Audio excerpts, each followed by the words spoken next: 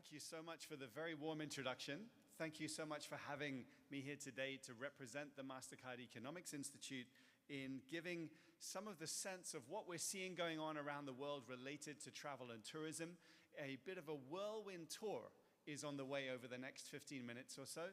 Apologies in advance to the translators. I'll try and go at a right pace that will make it quite straightforward to keep the understandable parts of what I have to say very clear.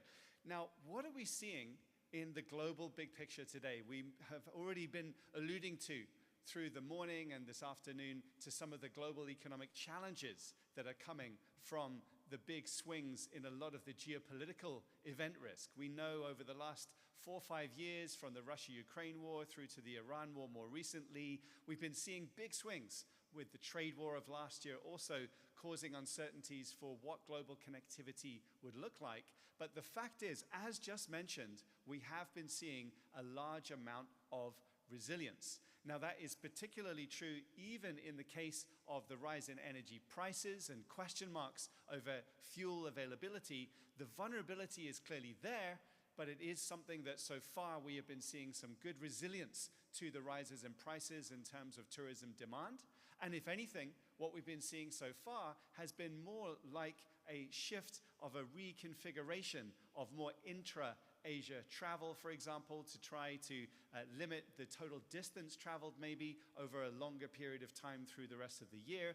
But actually, when I show some of our material that we've seen from our own data as well as from elsewhere, that idea of resilience and the desire to still get out and travel and to have those cultural experiences is clearly very, very strong. Now, from what we see for the global big picture, if we go back even over the last 100+ years, as I'm showing you here, with all of the shaded areas representing periods of global recession, we can see the really big shock that the global economy took was now 6 years ago, back in the COVID pandemic. Since then, we had, of course, the natural rebound. We had big swings in inflation back then, and we were in a period of seeing all of that calm back down. And we were at a relatively steady state, and we were thinking that we should still be in this steady state this year as well. The challenge, though, comes from the energy shortages that are currently already still present. And of course, the key challenge on that will come down to just to what degree we will be seeing a swift end to the blockages of a lot of energy supplies from the Gulf, and to what degrees different countries around the world have already or will be getting some of their energy supplies coming in. Because we should not forget that while the price of commodities has been spiking, here, for example, we see the price of jet fuel compared to 2022, when the global travel industry was not in the demand situation that it is today, we've had a much bigger spike in, for example, the price of jet fuel compared to then. And if you look at it as a spread, as we're showing here, over the price of Brent crude oil, that major extra jump was partly in anticipation of shortages rather than the actual shortages themselves. We know, for example, some of the net fuel exporters have been running into large challenges even on storing fuel right now. But the challenge is, if over the next few weeks and months the shortages of the crude oil are still the big challenge, that will be where some of the shortages in refined fuel come in. And it won't just be about price sensitivity. It is going to be a risk to do with actual shortages sensitivity that can be much more damaging to economic activity. So that's clearly where the risks are lying. And then we know that when we look at the energy markets all over the Asia-Pacific region, we can see the net energy commodity importers, shown here with the red, large portions of GDP all across the region, some of the biggest in the world, actually, as a share of GDP. But the real vulnerability, as I mentioned, we believe, is going to be in who is importing refined fuel. And when we look at the net refined fuel exports, there have, of course, been some strong markets over the last year or so between India, Korea, China. But the really big picture story is the challenges of those who are the net importers of refined fuel. And here, of course, we can see New Zealand, as well as Bangladesh, Australia, Sri Lanka, Philippines, Indonesia, Vietnam, and Japan, where they have at least some net refined fuel import needs. And so in a world where everyone is worrying about shortages, the net importers who need those to be coming in from elsewhere, they don't refine themselves, is where we think the initial focus will be for where some of the more vulnerable economies in the region to energy shortages will actually kick in. And this is a relevant time for me to be talking about this, because we also know that when we've been looking into what consumer trends have been, where the demand side actually will be for tourism, we can look at the story of inflation that was spiking so aggressively in the last few years. It's down now, but we know that both food as well as fuel inflation will be having a resurgence through the rest of the year. The only question being how much, depending on government policies to try to counter them. But instead of looking at these very volatile numbers for year-on-year growth, whether it's CPI, GDP, personal consumption expenditure, or wages, here in the case I'm showing you for Korea, let's look at it in levels terms versus trend. Because when we convert into levels versus trend, we can see that in Korea's case, for example, CPI is about just under 3% above where the pre-pandemic trend line suggests we should be. Meanwhile, wages is around 1%. So there is still that challenge for consumers of the cost of living being above the rises that they've been seeing in wages. Of course, this is at a macro level, depends how you would choose to draw the line. You could get slightly different numbers, but I think this ultimate trend is a very valid one. Here's an example from Australia, where we take a similar type of view. In Australia's case, it's about 6% above trend for CPI, and for wages about 2% above trend. So still falling slightly behind. One contrasting place where also FX has been in favor of outbound travel for example, Singapore, we can actually see that CPI is about 2% above trend. Meanwhile, wages are north of around 8% above trend. So that means that in their case, at least for the average that we see, we have been seeing in some places like Singapore some relatively good performance of wages even versus prices. But of course it depends on the individual, and we know that within any economy we look at worldwide, leveraging our own data, that actually the more affluent consumer, which usually is also the one doing more international travel and the higher quality, higher spending traveler as well, they are usually more resilient to these food and fuel shocks that are in the pipeline, because as we know also, the fertilizer shortages will be leading to food price inflation challenges through the rest of this year. But with all of that being said, let's take a look at what we've actually been seeing in terms of tourist spenders from our own data set.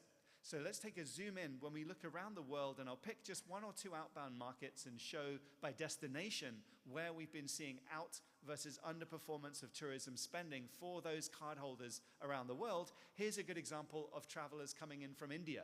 And we know that India over the next 10, 15 years is likely to be one of the bigger demand sources for travel all around the world. It will by then, if we go into the late 2030s, be something that could be starting to rival the outbound demand story that we already have been seeing over the last couple of years and even the last decade or more coming from China. So when we look at the India story for consumer spending, blues on the left represent an outperformance of the average global outbound spending growth from India. We can see, interestingly, the leading destinations for the hotel and restaurant spending for India cardholders in the first quarter of this year was actually Sri Lanka, then Thailand, then Vietnam, Hong Kong, Japan. Interesting part here is to note the intra-Asia travel story is particularly strong. You see good blues here. Northeast Asia, of course, Korea, as well as Japan, have been doing very well on inbound travel over the last several years, and we can see a bit more of the underperformance around the Middle East, but still a good story in Sri Lanka as well as in Northeast Asia, and even some big size of bubbles here representing volumes of transactions. You can see large volumes within the Asia-Pacific region over there. So that's the India story, still a resilient one, and of course the more linkages, the more easing up of travel frictions, including visa and direct flights between more and more cities in India, we think this is an increasingly strong part of that resilience story of having even more growing sources of demand from more places than we used to have if we think about, say, 10 or 15 years ago. Let's do one other comparison market. Let's take the example of outbound travelers from Singapore, where I am based. And we can see there some very strong performance across many parts of the world on a year-on-year basis. Of course, no prizes for guessing that one of the larger bubbles by volume is the Johor Bahru, the JB area just north of the causeway in Singapore for a lot of day tripping spending as well.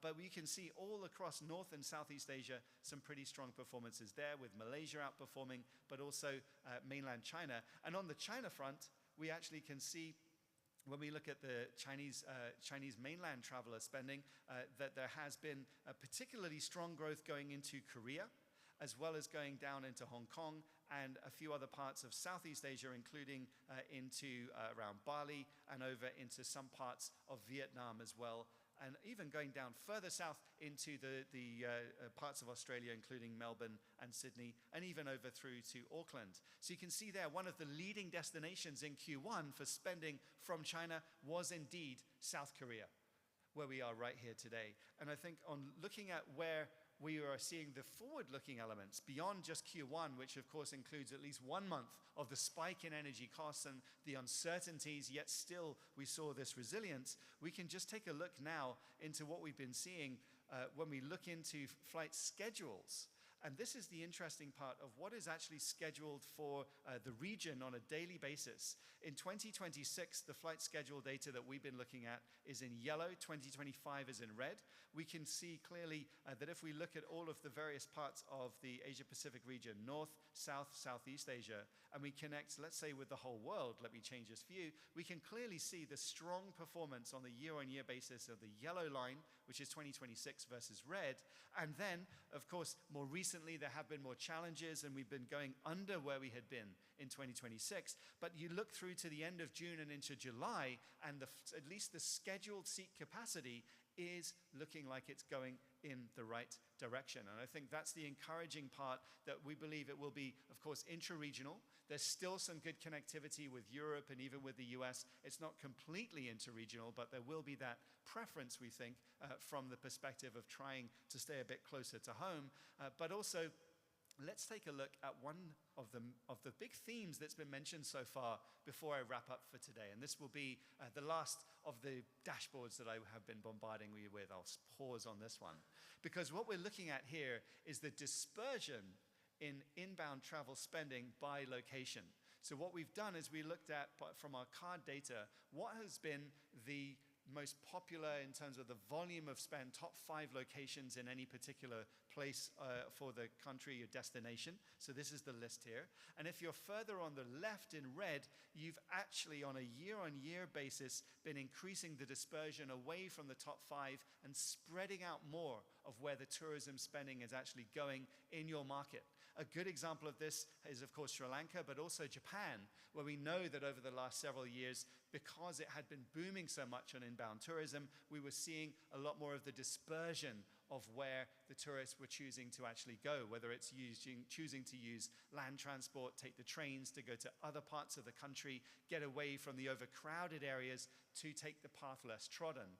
And on that point, we actually have recently done a study that will be coming out quite soon, where we looked into what the impact is for the difference between AI subscribers and non-subscribers as two different with a control group of non-subscribers versus subscribers to AI tools. The AI subscribers were spending much more on travel in general, and they were also over-indexing. When we did a study of, say, European cardholders going to Europe, they were over-indexing on all of the interesting different places that were much less frequented, much less of the obvious locations, because we believe AI was being used to get us away from the cliche that may have come from the age-old algorithms and taking them somewhere very different that's a bit similar to things they may like, but somewhere they've never been, that is the path less trodden.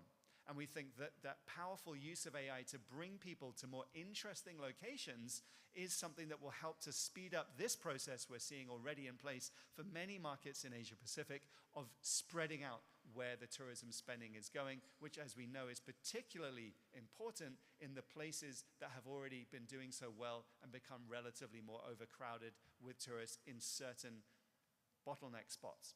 So with that, I think it's probably a good time for me to pause in the interest of time. Happy to, of course, chat to anyone one-to-one later and afterwards. Just to summarize what we're seeing on the global big picture.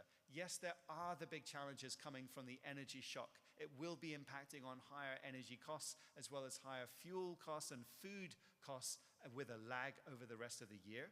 That does mean that the more affluent consumers, the higher spenders that usually travel internationally, will be probably more resilient than the broader mass market consumers who feel more of the pain from those rises in costs. But as we've been clearly seeing already, that resilience and the desire to keep traveling is very, very strong.